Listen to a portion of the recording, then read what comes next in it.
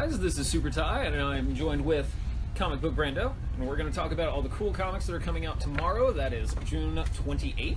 There's a slew of really good ones. As usual, leave a comment, talk with us, ask us questions, tell us what you're really into this week, or, you know. Tell us what you're thinking. Yeah. Throw in your own 2 cents on each comic. Yeah. Or 4 cents if you want to double down. Yeah. I don't know, I'm just making stuff up. Yeah.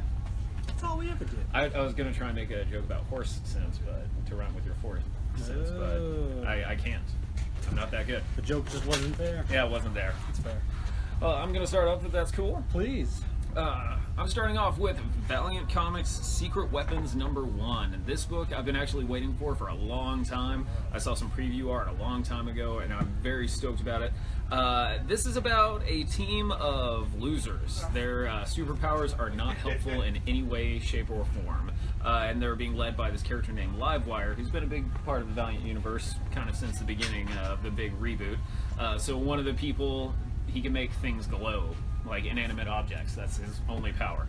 Another girl, she just talks to birds. And one other guy, he can conjure things, but it's never what he wants, and he can't control when it happens. So in a fight, he tries to conjure up a shotgun, and a Hello Kitty umbrella happens. So I really want to see what happens with this. That's my kind of story. That's why I like the Generation X book that's been going on for so long. So it's my kind of super team. I like a Legion of Substitute Heroes. Yeah. Feel to it. That's what I dig about it. It's very, very cool. Sounds fun. Yeah. Patrick asked, "What's up, guys?" Not much, talking comics. What's up with you? Just doing that comic thing. Yeah. I am going to start off with Haunted Horror number 28, as guest edited by friend of the store, Toxic Tommy. This collects 3 or 4 pre-code horror stories from old comics like Chamber of Chills and that kind of thing. Awesomely fun to read. I love the 50s horror comics, and if you're a fan of Tales from the Crypt, either the TV show, movies, or the old comics, these are the kinds of things that you will enjoy. I highly recommend any of these books. They're a lot of fun. Look at that. First appearance of Skeletor. Blue, muscly, scully. Yeah. Or maybe a perfect match for Phantoma. Oh yeah, Phantoma. If you are aware of the Fletcher Hanks creation. Yeah, cool.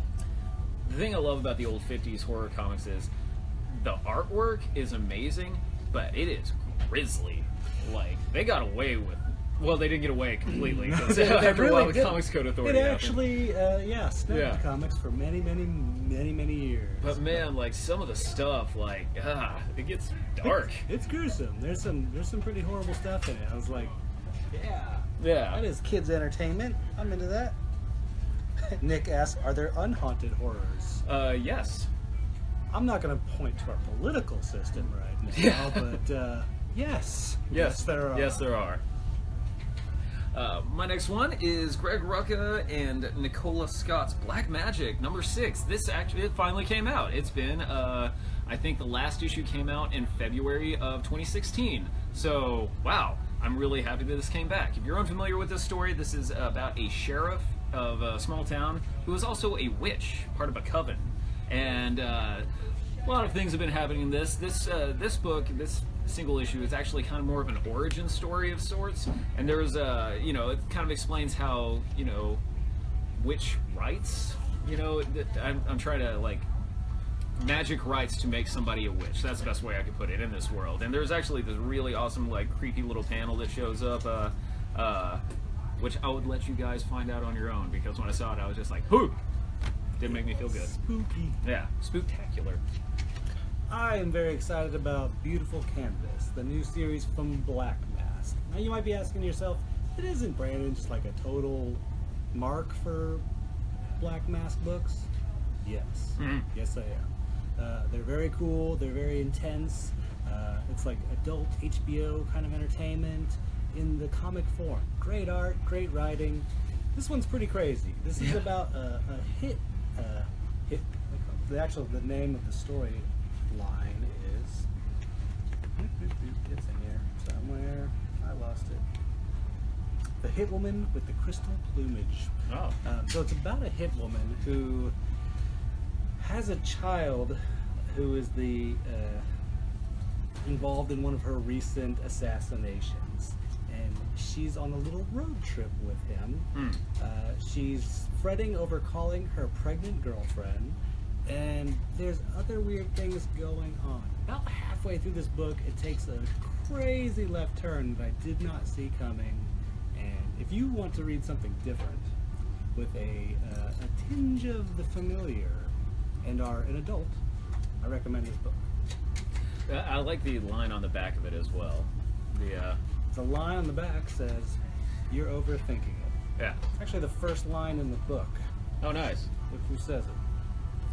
Oh, wow. Yeah. Okay, that makes sense. It's good.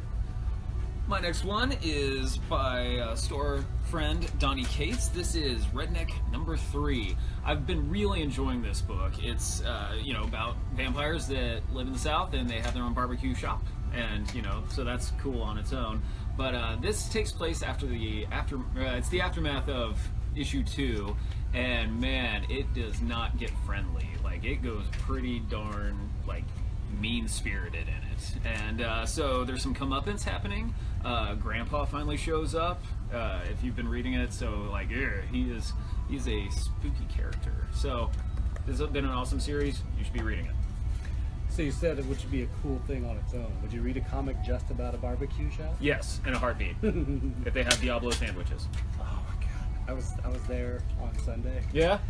And I didn't get the Diablo. Oh no, that's like one of your favorite things. It is, but it's so much. Yeah. So very much. But yeah, Style Switch is the best. If they're not familiar with a Diablo sandwich, what is a Diablo sandwich? Well, the Buford T. Diablo sandwich at Style Switch has brisket, spicy sausage, jalapenos. I think it's got I think that's the majority of it, but it's so much meat. Yeah. It's like an over $10 sandwich, but it's worth every penny. I'll pay $10 for a good sandwich. And it's the only thing you need to eat that day. Yeah. So it's fantastic. Saga number 44. This is the very popular series from Brian K. Vaughan and Fiona Staples. And everyone's looking for something in this book. The family's looking for maybe some good health care. Yeah. Someone's looking for love.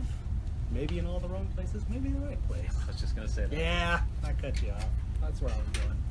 So yeah, this is the most popular comic. I don't have to sell you on it. New issues out this week. Another Image book, Renato Jones, Freelancer number 2. I've been really, talking about this book because I've been really digging it. Carrie Andrews, I never know how to say his name. Kari Andrews, there's a lot of A's in the first name. So if you're unfamiliar with this book, it is about a billionaire who decides to get revenge for the little guy. It's kind of like a murderous Batman that only hunts billionaires. And it gets pretty intense in this one. There's a party, and there's the President of the United States. There's a little naughty scene happening in the middle of it as well. I've been really digging this book. It's as I've been saying to everybody reading it, it's cathartic. Edge of Venomverse number 1. Like the Edge of Spider-Verse from a couple years ago, we are looking at some alternate universe situations involving Venom-like characters.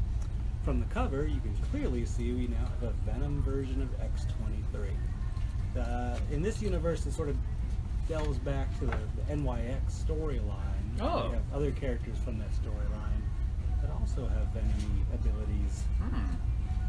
So yeah, if you like alternate universe stuff and you're looking for the hot new character, I can almost guarantee Venom Wolverine Girl will be it. So there you go. Nick, Nadia is in like drinking from the carton. I think there's something called that in there. So yes, maybe. Like a move? No, I'm just kidding. But there is a milk jug that shows up. See, right there. Boom. So you're on track there, Nick. You're pretty close. Yeah. My next one is Secret Empire number 5. I've been really digging this crossover. This event has been really good. A lot of people that I've talked to that say they hate it, they haven't read it yet. So I suggest you read it because it's actually been really good. Nick Spencer's been doing an awesome job. There's some background in this issue. You kind of find out why Odin's son, Thor, is fighting with Captain America. You find out what Vision is also. Black Widow's doing her spy thing. Stingray shows up.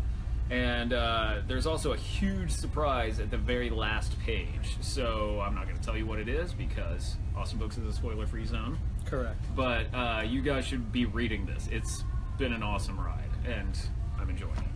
So does Renato Jones do like lots of different sort of like spoof of... Yeah, that's one thing that's really product cool. ads? Yeah, they do like little spoofs of magazine ads and stuff in there. That's pretty cool. Yeah. Nam Wolf number 3? 4? 3. 3. Yeah, love this book. This is a werewolf in Vietnam during the war. And how more visceral can you get than that? So the U.S. government has gotten wind of the more animalistic nature of one of our grunts, and they basically steal him away and do a little Ludovico style programming on him. Oh man. Might not have been the best move, guys. Was that a Clockwork Orange reference? Yes, it was. Up top. So one of my favorite movies. Oh yeah. Yeah. One of my favorite books of all time. A book too, yeah. Yeah. Fantastic book. Yeah, so this is a great book. Our pal Fabian Rangel Jr. writes this, and I love every issue of it. It's intense, it's bloody, it's war, and it's got a savage, bloody monster running around. And some more on the other side as well. Like there's a return of some vampire people in this. Whoa, really? Yeah. Oh man. Check it out. My next one is I Am Groot number 2. If you want a really cute, like, little space ride, this is a really fun book. You know, Baby Groot, he's stuck on this planet with this cybernetic pug dog alien thing, and it's kind of this world where everything is kind of provided for you. Where you know, if you miss your friends, these robots that are like kind of approximations of them show up. So you see like a robotic rocket, you know, show up, but it's kind of terrifying. And Groot's just trying to get out. And one of my favorite things in this issue was there's these giant slug creatures that all they want are snacks. So they get all these coins to go to these vending machines, and they just yell coins, snacks over and over again. I thought that was really cute. And then they think that Groot is a snack. So he gets to do a little butt kicking of, you know, slug monsters. Toothy slug monsters. Yeah, it's a really fun book. I can't read all dark stuff all the time. Flash 25, extra size anniversary issue. So here we get some history on one of the Flash's most dangerous and apparently unkillable villains, Reverse Flash. We get to see why he hates the Flash so much. Oh. The answer is surprising. And now he has a new plan, and it's going to be, it ends on a pretty big moment. Oh yeah? Yeah. So Oh, yeah. if you are into the Flash, or if you've been out of the Flash and want a good jumping on point, you might take a look at this. My next one. Oh wait, what? Nick, you're a jackass. Ah, nice. Thanks, Nick. My next one is Cable number 2. I'm not gonna lie, I was I wasn't really sure about this series, because, you know, Cable's cool and all, but he wasn't ever one of my favorite characters, and I kind of thought that this series was just gonna be like Time Cop, but it's not. This is actually pretty cool, that somebody is giving advanced weaponry throughout history to all these different people, like samurais and cowboys, and Cable's just trying to clean up the messes left behind. I actually really enjoy this series. I was quite surprised by it. Written by James Robinson, you know, who's solid writer. Key of the Starman. Yeah, drawn by Carlos Pacheco. So the art's good, the writing's good. I really dig the way they draw the future weaponry, because it's like all pixelated and stuff. And yeah, I'm enjoying it. It's really fun. People are ready for Cable to make his big comeback, so... Josh Brolin. I was, you know, I was surprised, but then I got it. I was like, yeah, that's pretty good casting. Yeah, he's a fine choice. Yeah. Still would have gone with Kevin Nash. I would have gone for the bad guy in Avatar, you know, the general guy. Oh, yeah. With the big, like, claw marks on his face. Yes, Brennan? Ron Perlman was born to be Cable. Damn. That's a pretty good... Yeah, it's a pretty good one. Good choice. Yeah, now that Hellboy 3 isn't going to be happening and they're rebooting it. Yeah. Yeah. Ron Perlman would have been a pretty great choice. Brendan, you're correct. I'd have been on board for that. Yeah. Fair enough. The Amazing Spider-Man #1. What? Say what? This is the True Believers issue, so you can get the first issue of Spider-Man for $1, for $1. This is one of the all-time great comics. 2 stories in this. You've got Spidey trying to get a job with the Fantastic Four, trying to make some of that sweet moolah. Yeah. Because, I mean, his heroing thing wasn't really paying off very well in his one appearance so far. Yeah. And in the second issue, he faces off against the Chameleon. That's right. Did you know the first supervillain that he faced off against was the Chameleon? I did not know that. There you go. I never had enough money to buy the first issue, but now I can. Now you can. Because how much are these? $1. Yeah. That's what I like about a lot of comic companies. They're reprinting a lot of old issues for like $1. So I thought that was a very cool idea. Yeah. If you've never read it before, spend $1, read it, enjoy a classic comic. And, you know, one of my favorite series is What If, and the first What If issue was Spider-Man actually did join the Fantastic Four, and then there were the Fantastic Five. Fantastic Five. Yeah, it was awesome. They should really make another What If series, but none of those, like, event-centric ones. They should just have, like, a What If series. Yeah, so, like, every issue is a standalone? Yeah. Yeah. You know, I don't like the, you know, Infinity What If, where, Yeah, I do miss the, like, we take a random moment, a big event, and we kind of, like, completely retell it as per, like, in one issue. Yeah, like, What If Elektra Lived? That was a great issue. Classic What If issues are so much fun to read. They're just, I mean, every time I grade them from the back issues, it's just like, you know, I kind of dawdle and flip through a couple little extra pages, like, oh man, if Conan lived in the 20th century. And that was one of the best covers of that series, Hold too. the gun. Because it's Conan the Barbarian, like, holding a revolver. Was it Bill Sienkiewicz that was doing the art on that? He did the cover. Yeah, it was such a great picture. Yeah. Love old What Ifs. What Ifs are great. Both from the 70s and from the 90s. Yeah, they're all great. In fact, I just saw an ad for What If as it was coming back in the 90s. Oh, yeah, really? I was grading today. I was like, I'm going to reread some of these guys. My next one is Defenders #2. The first issue of this was awesome, and this continues with the awesomeness. So, Luke Cage got into some trouble at the end of the last issue, and now he's kind of like laid up on, you know, in the night nurse's clinic, and then Jessica Jones goes looking for Diamondback, and then this kind of makes the team all form together because, you know, she needs help. And then Iron Fist shows up, and there's a really cool talk between Iron Fist and Wilson Fisk in this. You know, 2 very rich people that are, you know, squaring off. It was pretty fun. I like it a whole lot. David Marquez's art in it is great. Bendis's writing is on point with this. I think he does best when he writes street-level heroes. I was going to say, between this and Jessica Jones, it's like the perfect Bendis fan dream. Yeah. I've loved Bendis ever since the days of AKA Goldfish and Powers and Alias and Daredevil, and these books feel like It feels like classic Bendis, yeah. So I dig them. that's why I'm really liking this book. Absolutely. Speaking of Conan with the gun, yeah. from a minute ago, Cull Eternal #1. So we've taken King Cull, the character from the classic Robert E. Howard Barbarian King storylines, and we are in the present day, in the past. We see him in the past as well. We're getting to see a little bit of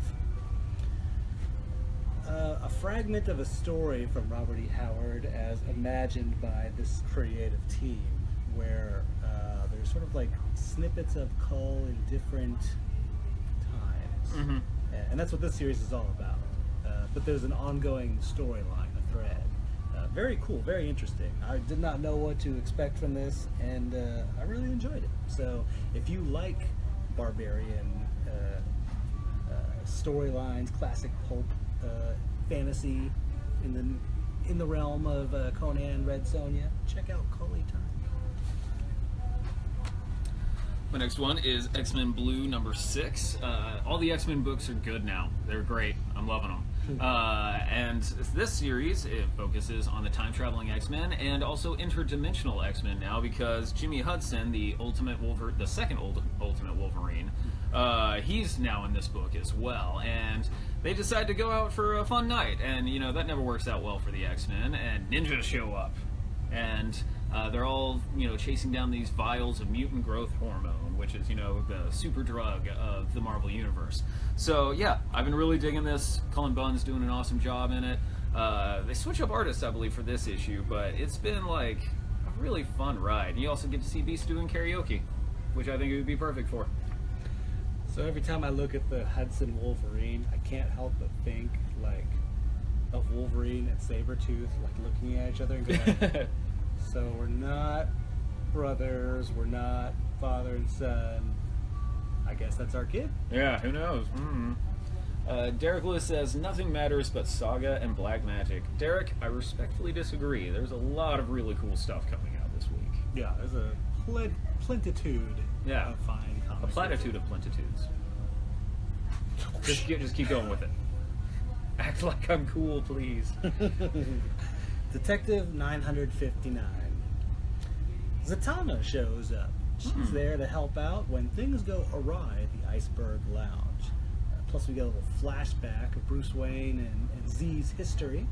And so there's other things going on, mostly with a certain French vigilante and the spirit of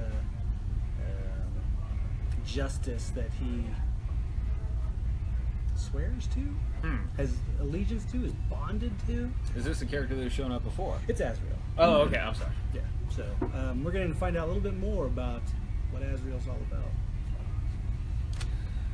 Okay, trust me. Batman Elmer Fudd is awesome. I was not expecting this. It's written by Tom King, so it's gonna be good, but wow. So Elmer Fudd is out to avenge the death of his girlfriend, Silver St. Cloud. No. And he goes to this bar called Porky's. And in it you see, not that Porky's. I mean, why not that Porky's? It should be that Porky's. Oh, no, one for the movie, no. Yeah. I'm sure it's named after the pig. Yeah, it's after the pig, but Porky Pig in this, he's actually just a dude that looks like Porky Pig. Tweety Bird shows up, and he's this little, he's a little person, and he's talking pretty dirty about seeing some things. And, like, so there's criminal analogs to everybody that's in the Looney Tunes world in here. Like, Bugs Bunny, they just call him Bugs, but, like, at the beginning, Elmer's like, I'm hunting wabbits. And, yeah, it's pretty amazing. So you should definitely be reading this. It's way darker than you think it's going to be, but, man, I was very surprised. It is very, very, very good. So if you're a fan of Batman, if you're a fan of Tom King, if you're a fan of, I don't know, anything that kind of represents Looney Tunes, you would like this book. A lot of buzz about that one. It's really good. My favorite line was, let me see if I can find it. Sometimes the Wayne comes down so hard that you forget you've ever been Dwy. I mean, that's great. It's awesome. It's pretty noir for Yeah, Fudd. I am like 100% serious that this is a great book and you should pick it up. Also this week, Jonah Hex meets Yosemite Sam. Yep. I'm not joking. Yep, That's and a real Foghorn thing. Leghorn.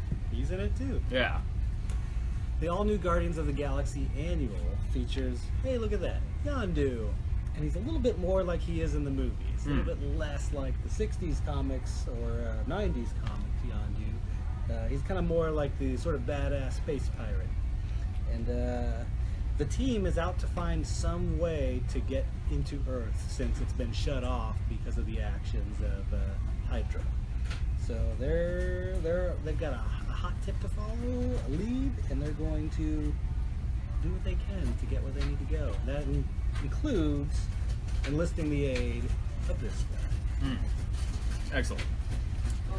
My next one is Justice League of America, number 9. So this is Batman's little team, and in the last issue, they found this wild man of Monster Valley, And, you know, he gets home and he's, you know, kind of acclimating back to life, and Very quickly. And then they kind of discover, uh-oh, he's going to try and kill his human family because they're the reason that his, bear in mind with me, this is comic books, his bird family died. So he's trying to get revenge on that. And this was actually like a really heartfelt issue. I really dug this. It was pretty nice. A lot of action, of course, because that's what happens in the Justice League books. I gotta say, Vixen is really a breakout character in this book. Like, she is doing a really bang-up job being in this book, so I'm very happy with this. Yeah, good job being in that comic. Yeah, that's the best way I could put it. Like, some people can't write her that well, and it's being written really well. But you give the credit to her. Yes. Is the funny part. Yes, I do. This fictional character's doing a good job. Yeah. I subscribe to the Grant Morrison idea of in an infinite universe, there has to be a DC world where they're actually real. You've won me over. Yeah. So I was talking to the Metron. Yeah. I love Grant Morrison. Amazing Spider-Man number 29. As you can see, this is a Secret Empire tie-in. Doc Ock is back. He's got a new bod, and he's got a new outlook on life because he's signed up for Hydra. He's involved with goings-on and has now basically framed Peter Parker to look really, really bad because of these events. What's he after? What's his end game? Weren't they getting along a little bit? Guess not. So, I'm loving Dan Slott's Spider-Man. I have since Brand New Day, first part of it. Yeah. I pushed this book on everyone. It's like, if you like Spider-Man, you need to be reading this book. It's fantastic. Now, I'm not gonna lie, I kind of missed out on the clone conspiracy. So, is it like a clone of Peter's body that he's riding in, or? No. Okay. It is not Peter Parker. Don't tell me what it is. That he's in. You know, as someone who historically hated the clone conspiracy the first time, Yeah. well, not the first time, The Clone Saga. the 90s clone saga, I actually liked the newer one quite a bit. There was a lot of interesting surprises in that. Yeah. Well, and it spun out a really great book, the Ben Reilly Spider-Man book, Scarlet Spider book, because that's actually been really good too, and I believe there's a new issue of that coming out this week as well. My last single issue is Wonder Woman number 25. Man, Wonder Woman is not happy. She is acting really grim, and everybody is kind of like worried about her. And they're like, "Why are you so angry?" And she's like, "Is my anger never justified?" And like and everybody's just like, "Whoa, okay, maybe we should just lay it off." This ties in a lot of threads that's been building for the past 24 issues. So this actually brings in a lot of stuff, and it kind of ends on a pretty hopeful note for, you know, our good friend Diana here. I still say the movie was very amazing, and the book has also been very amazing as well. She looks like she's going to garrot someone on the cover. She is not playing around in this issue. Yeah. Angel says he was curious about Palmer Batman, and he'll check it out. Angel was really good. Let us know what you Like, think. I'm very surprised. It was amazing. Graphic novels. Paul Dini and Eduardo Risso's Dark Knight. This is the true life story of how Paul Dini, riding high on his success in writing Batman the Animated Series and Tiny Toon Adventures, he's doing great. One night in the 90s he was attacked, and afterwards he was able to face the world. He started seeing villains, the same villains he wrote in his everyday experiences. But with that came also seeing Batman and being guided on to be able to face the world again. And this is the story of that, as beautifully illustrated by Eduardo Risso, the artist behind 100 Bullets. Amazing book. I feel like it's an important read. You should check it out if you haven't yet. It's really good, and now it's available in softcover. So give it a look. Jeff Lemire's Thanos. This is volume 1. It's called Thanos Returns. Is it, how do you pronounce it? Thanos or Thanos? I always pronounce Thanos. Yeah, I switch back and forth, like, subconsciously. Sometimes I say Thanos, sometimes I say Thanos. I've noticed. Yeah, I'm anything but consistent. So, this whole story arc is basically Thanos is sick, and he's never been that way before. He's always kind of been this immortal thing. So he's trying to figure out what's wrong with him. And a lot of very cool cosmic characters that haven't been used in a long time show up in this. Man, Mike Deodato's art is great in it. I think he's like a very amazing artist, and he does it really, you know, he kills it in this. So yeah, you should definitely check this out. I mean, there's a lot of stuff happening in here. Yeah, big, devastating things that are happening in the cosmic Yeah. universe. Yeah. Doctor Strange. This is volume 2, written by Jason Aaron. This was a really great story arc. Oh, that's like, you sound like you had something to add there. Yes. So Magic is being put out of commission, and one of the last stops on that train is Earth to deal with the Sorcerer Supreme. What does Stephen Strange have left? What can he do to stop this game that he's already losing? Maybe he's got some friends that can help. Find out in this volume. One thing I really love about this series is, and they should make like a little like series about it on its own. There's this bar that all magicians go to in New York City, so you get to see like Dr. Mahiko, you know, he's Dr. Magic, but like Hellstorm shows up, like a lot of really cool, you know, mystical characters. I would like a, you know, kind of, you know, anthology series, I guess, about magical patrons of the bar. Let me bend your brain. It's actually Hellstrom. Well, yeah, it's Damon Hellstrom. That's his civilian name, but in the comics, he was like his superhero title was Hellstorm. Oh. Yeah, Well, there you go. yeah, always shirtless, always, and was married to Patsy Walker, Hellcat. Yeah, Oh yeah, that is Hellstorm. yeah, Look at that. Fantastic. yeah. Oh, I'm up next. It's your I'm turn. sorry, I was waiting. My next one is the first volume of the new XMen War series. I've been talking this up a whole lot. It's really awesome. Probably one of the strongest first issues of a series I've read in a long time. So basically, if you're unfamiliar, XMen War, he's this guy named Eric who is from barbarian times, and he gets kidnapped by these giant spider aliens. And they go out into space at the speed of light, and he finds this, you know, suit of armor, and he puts it on, and then they try to return home, but, you know, physics and Einstein physics, you know, when he gets back, it's not the time he left, it's actually modern day time. So all of that happened. And now this takes place, and you don't know why, but, you know, Exo is, like, on this alien planet just being a farmer, and you don't really know why. And he gets recruited to be in this new army, but he doesn't rely on the suit at all. The artwork's fantastic in it. Fantastic. It's only $9.99, and in case you didn't know, Awesome Book always does 10% off. So you get it for $9.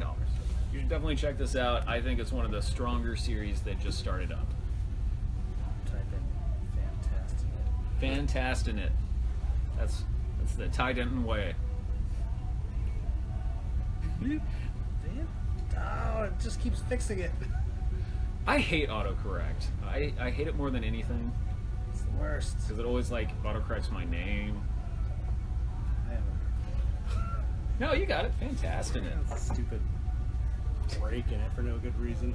Cave Carson has a cybernetic eye, and boy, is it an annoyance to him now that he's been retired for many decades. Mm-hmm. That's right. He was a spelunker, and who would dive into the Earth's secrets, well below the crust of the planet, Mm-hmm. with his mighty mole vehicle. Mm-hmm. And now he's retired. He's been out of the game for a while. His daughter's growing up, and the loss of his wife has him distraught. However, there's a conspiracy.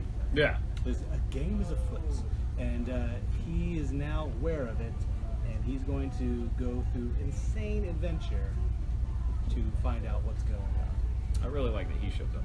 Yeah. And Mad Dog shows up. Yeah.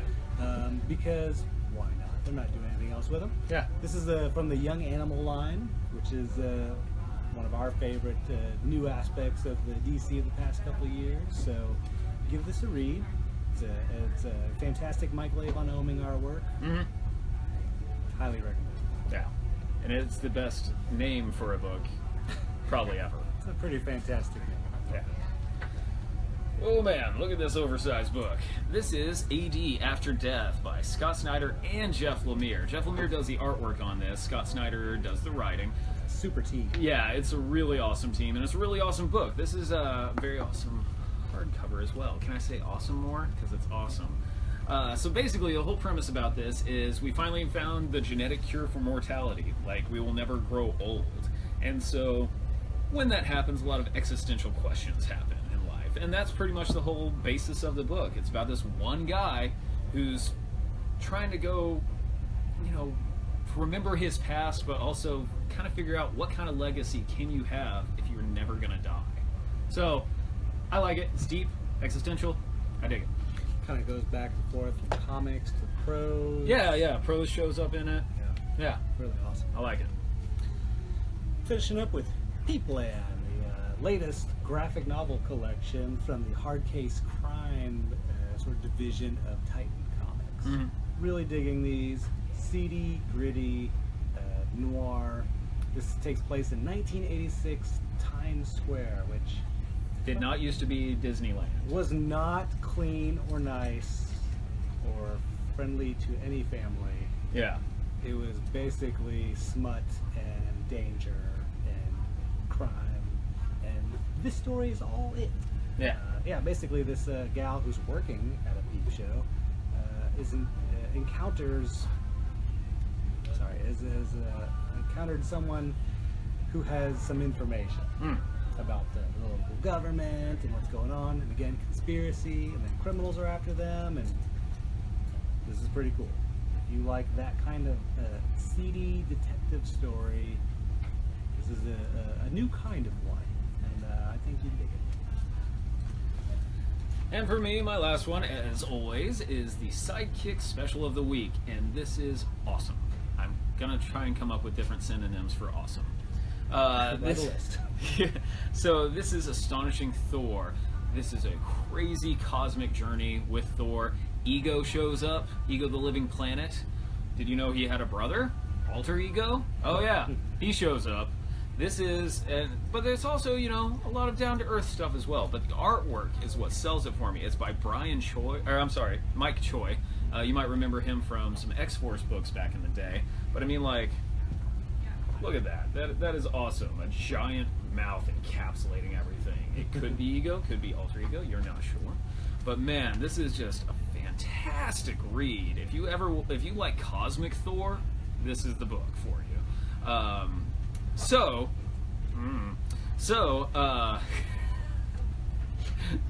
What? Nothing. Don't worry about it.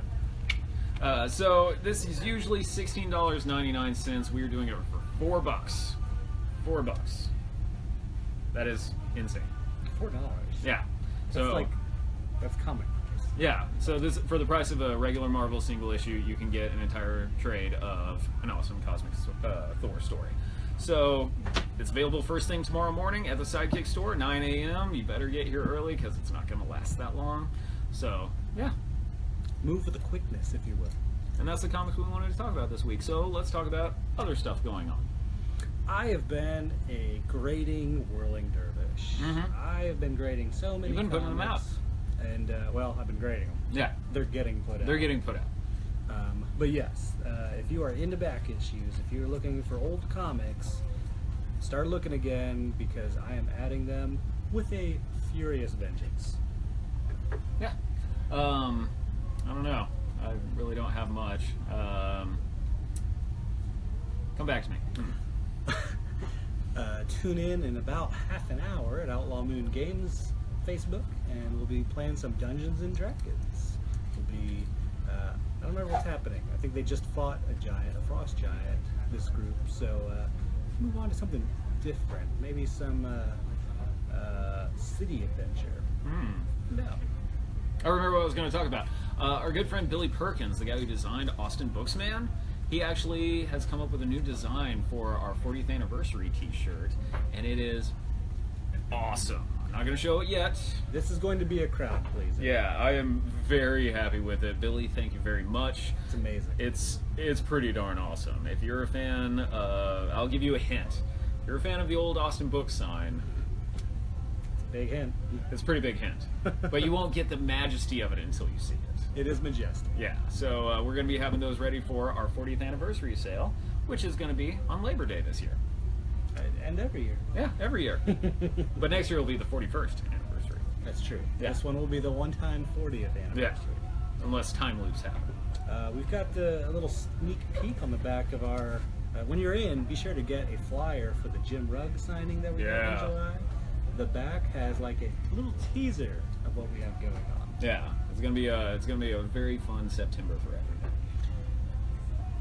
So are the 40 are the 40 days before or after? It's I think it's starting on September 1st. Oh, man. And it's just gonna go from 40 days. It'll be a wild September. Yeah, it's gonna be pretty awesome. If you are a collector, get ready for September. And but you brought up the Jim Rugg signing on July 29th. We're gonna be having a signing with Jim Rugg, and it's gonna be fantastic. The man behind Street Angel and Aphrodisiac, two Yeah. of my favorite graphic novels. Yeah. So he's going to be signing from 4 to 6, and guess what?